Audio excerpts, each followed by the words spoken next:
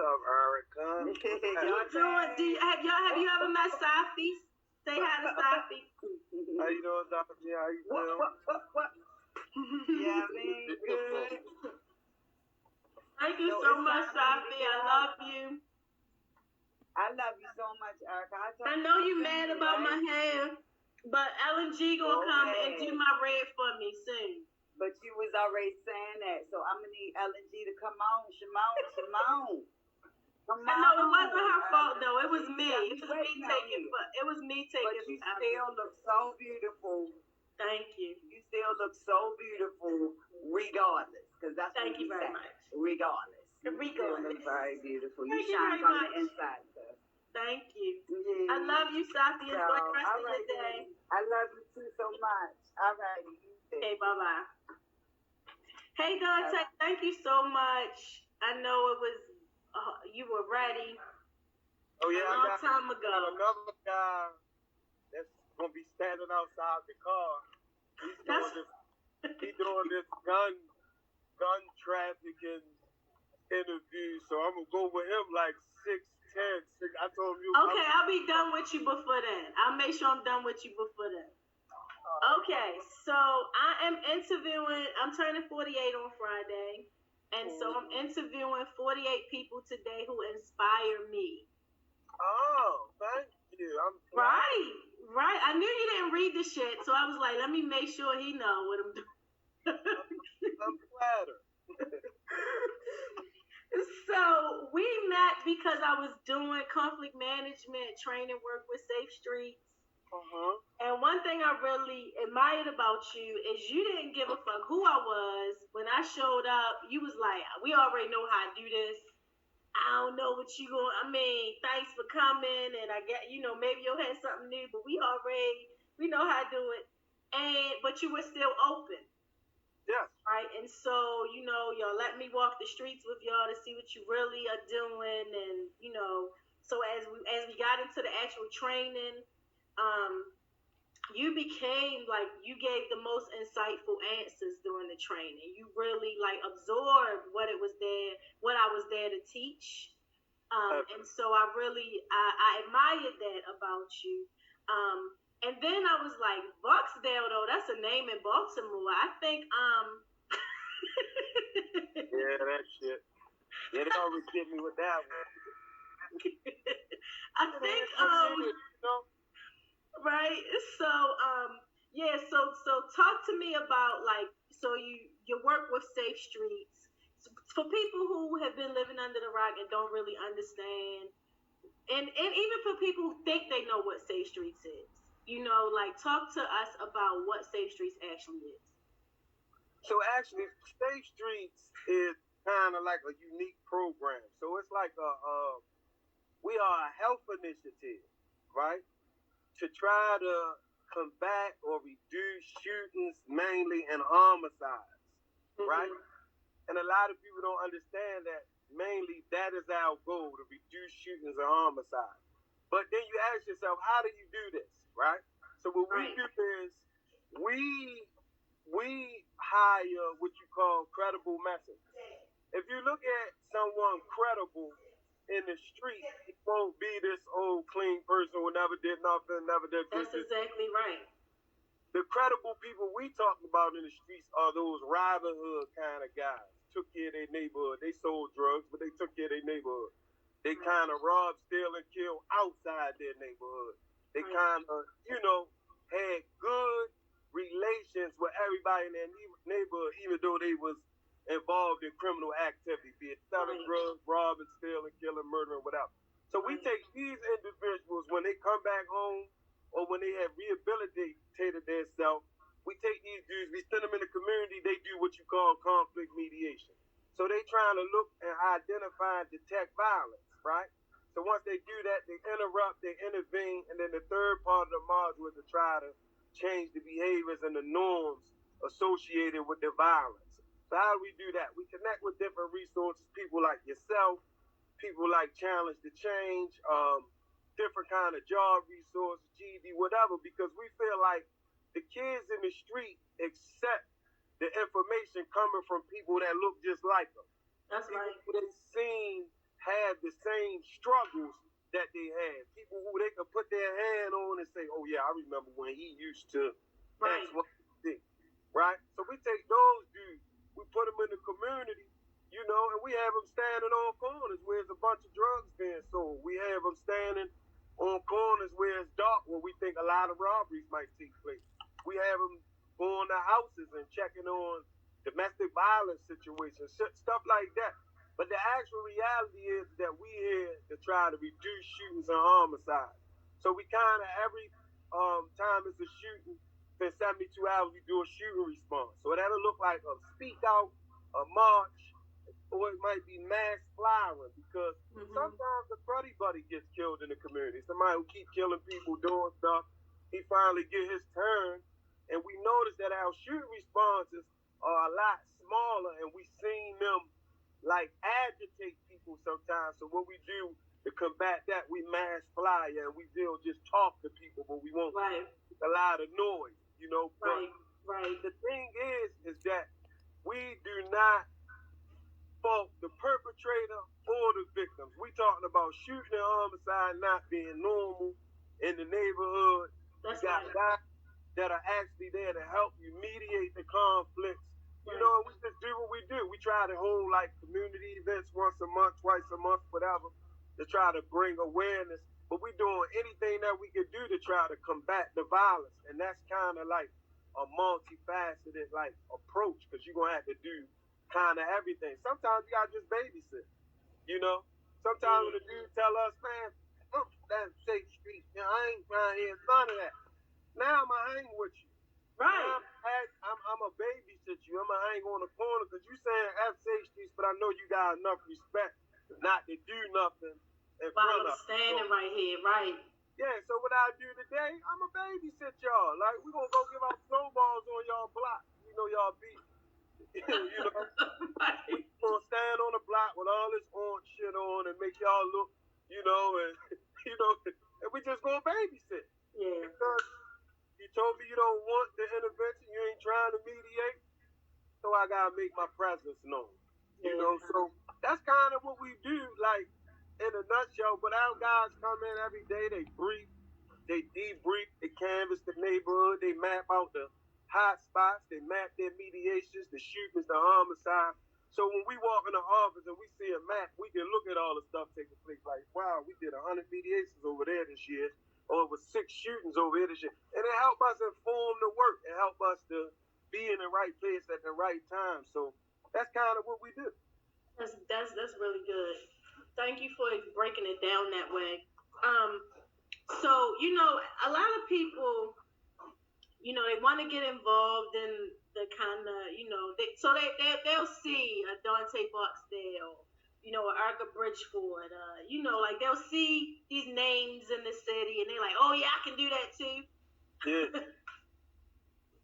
Can you, and then I'll be like, none of this shit is what y'all think it is actually. So you might want to, you know, so what is it taking for you, just in your own journey, for you to keep doing the work that you do? What does it take? Because I think the problem is that when people see us doing the work, because we make it look easy, because it really is the stuff that we just wake up and this how we are. People think, oh, that's easy what they doing. And then they start trying to do it and it's not none of what they thought. And they stressed out. Right, and they can't, and they want, how come don't nobody support my movement like they support Safe Streets? And how come somebody, you know? And so talk about, for real, in the work that you do, what does it take for you to keep doing this work year after year after year, even seeing so many people keep getting killed in our city, and you still make a decision, you're going to keep doing the work? How do you keep making that decision? See, for every tragedy, there's a triumph, right? For every person that's getting shot or shooting somebody, it's somebody that's doing something else positive. Come on. But see, what happens is, people like me and you, we in the street, right?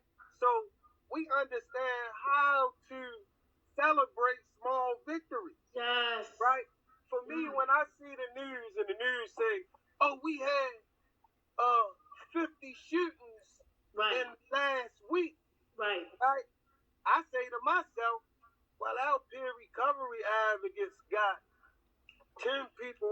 treatment. That's right. How Violence Interrupters over the city has done. That's right. 30 mediations. That's right. We're doing a citywide mediation with Joe Blow from the Avenue is beefing with this little kid on Monument. So you and I, we get to celebrate the small victory. Yeah. Right? And when you ain't entrenched in the community or in the work, you're not able to celebrate those small victories if you're not a part of it. Right. So when people say they want to be part and they want to do something, right? I tell people it's as simple as this. How many of y'all got a whole bunch of leftover food in your house? When you see the kids out on the corner and they making a whole lot of noise and they doing this, eat up that big pot of spaghetti that you gonna put in the toilet, heat it up and put it on plates and take it out in the community. Wow. Because the first thing you're going to have to do to be able to help is to build a relationship. You can't help nobody that you don't have a relationship with. They're not going to give you all of their self if they don't feel like you built a relationship. They're not going to give you their self if you coming and you asking them for things. Can you do this? Can you do that? You should do this. You should do that. You know what I'm saying? You have to build a relationship with people. And the fact that we have relationships with individuals give us that drive to keep on doing it. Because like I said, when I see a murder take place, but then I feel like I got to do the job in DPW, or two of my buddies just came home and Celine got them into Project Serve and they got a job and they so happy. Right. This the stuff, because even though it's 300-something armed murders, we have thousands and thousands of situations that had success. Woo. Let me. Oh my God. So you know, when I'm thinking about the murders and the homicides, and I see that, I don't just see that. I see that me and my guys just come from the Park Ice community, and we retraining all of our new guys ourselves, teaching them about professionalism, teaching them, you know, that, bro, like, you're going to have to be on time, because these are the challenges that we face with our own staff. These guys ain't never had no jobs before. That's right. So they don't understand you got to be work 10 minutes before 4 o'clock. You need to be to work at 3:50, not at 4:10. And I find myself sometimes, I got to explain it to them in street terms. I say, look here, bro. Every time when that check hit that bank account, you ain't had to go on the corner and see if you're finished to pay. You ain't had to you ain't had to call nobody and make sure the direct deposit took place. So when you was in the street and you gave a nigga a pack, you wanted your money. It's just like that with Safe Streets, bro. We are paying you for a service. We paying you for your credibility. So you got to do what we need you to do. So we have to, what we have to do is retrain, re-educate, you dig what I'm saying? And teach things that need to be taught, because people say, oh, they don't got no manners. How you going to have manners if they ain't been taught manners? You dig what I'm saying? So it's like this. This shit is called actualized intelligence. This shit needs to be put in an environment where it's nurtured. Our kids need to even be having criminal case classes in school. You should know that if you take a hammer and hit the lady over her head, pull her out her car, and take her car, we should be teaching the kids that, you know, the carjacking is 30 years. Hitting the lady with the goddamn hammer was another 10 years. Right. Hitting her in the car was 5 years. Kids need to know this so they can have armor. Right. When their peers try to get them to do stuff, he can say, they can be like, I'm not going to jail for 50 years. I was in class, and they said, if you do that, you can get this amount of time, this amount of time, this amount of time. Right, the kids that's don't right. understand that. So what I'm saying is we need to teach them the things that we want them to do. That's right. And I've been telling everybody, the key to the success of Baltimore City, kids 21 and under need defined rules. Defined rules. When you finish school, you going to work for DPW. The city going to figure out a way instead of sending out money in our criminal justice system. Because I feel it's kind of strange that today a kid can be starving today on the street. He's starving. And he gonna hit the old lady outside of here, take a pipe and get locked up, and then you got $30,000 worth of funding for him all year. Damn, Dante. I never thought about it like that. Oh my God, my head just now popped off. So this is what I'm saying, right? You got 30, 40,000, even you put 50, 60,000 probably to hold a man in it. Yeah. That's right. So why can't, when the kid get locked up and you sentence him, why can't we use that funding to develop an intervention for him in the street and spend that same money? That's really good. That's You really see what I'm good. saying? So this I love this part you saying about you know, how we get to see the small victories, because one of the things that I dislike most about becoming this Erricka Bridgeford thing in Baltimore is that when there's a spike in murder, the news calls the police commissioner, the mayor, Safe Streets, Erricka Bridgeford. Oh, what's your reaction to this, spike in murder? And I'm like, I've been blessing murder spaces all, you know what I'm saying? Like, I'm dealing with families all the time. It's a spike to y'all, but I'm seeing it all the time. But also, they love to ask, well, do you really think that the good work in the city, is it really working if we still have only over 300 people getting killed? And I keep saying to people, if everybody stopped doing the work, if Safe Street said, fuck it, I'm not doing this no more. We had 500. If Alpha Justice say, fuck y'all, if like everybody that's doing any good work in the city just was like, you know what, we done. Y'all right, it's not working. Everybody just gonna stop. The murder rate will climb 10 times immediately. Like we would see it immediately. Right, it would definitely be 500 murders. And so I keep telling people, it's easy for y'all because y'all not doing the work. It's easy for y'all to count how many people get killed. Nobody can tell us who doing the work though how many lives get saved because we kept showing up doing the things we was doing. We don't know that number. Yeah, we don't know that number. That number is far more greater. And then of course it is. Of course it is. Man, I'm trying to tell you, man, this stuff is not rocket science, man. Everybody needs something to do. That's right. A defined role in the community. Yeah. Simple. Yeah. If you can put me on probation and have me reporting, you can put me on probation and put me in a job. Facts. You get the same money for me while I'm locked up and I'm on probation. Why can't you use that same money to develop? That's really good. Yeah. I love it. I believe they ain't spending no $60,000 on them because they ain't spending no $60,000 a year on me for them 8 years I was locked up. How about it? Yeah. I don't know what they spent $480,000 on, but they definitely ain't spend it on. And that's another thing, right? And that's another thing because they're including the salaries of the people that it takes to watch you and run the prison. It's not that it's specifically been according to your life for your rehabilitation and your resilience so you can be successful when you get home. That's not what that money is spent on while you in jail. So but I love I want to give you a chance real quick before we get off. Tell us about your book, Mr. Arthur. Oh, okay.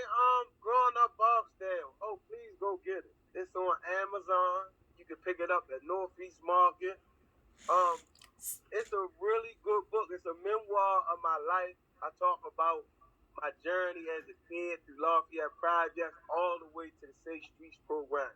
I take you on a journey through prison, ideologies that was imposed on me, that I was opposed to, all kinds of things, man. It's really a good book. It talks a little bit about how the wire is mixed up, how certain characters are maybe 2 or 3 people and some characters are joined together, but it's a really good read. It's a quick read, and it's a little history about Baltimore City, so pick it up.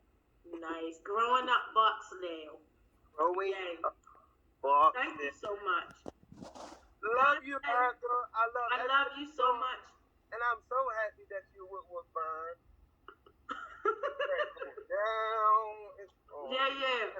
I'm real excited. I'm so excited about the things we're going to be able to do with our safe streets. I'm excited about the work that we'll be able to do with other safe streets around, just simply because we are the mediation center, you know.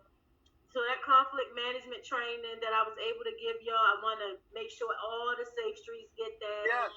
You know what I mean? So I'm excited about it too. So I know you're a busy, famous man, and you got somebody else waiting to interview you right now. So I'm gonna go ahead and let you go. Okay, I recognize that talking out the window thing. Yeah. Okay. I love you. All right, Facebook. Erricka, you one of my champions, baby. Thank you. Thank you, Tater. I love you. Love you. Take care. All right. Bye-bye.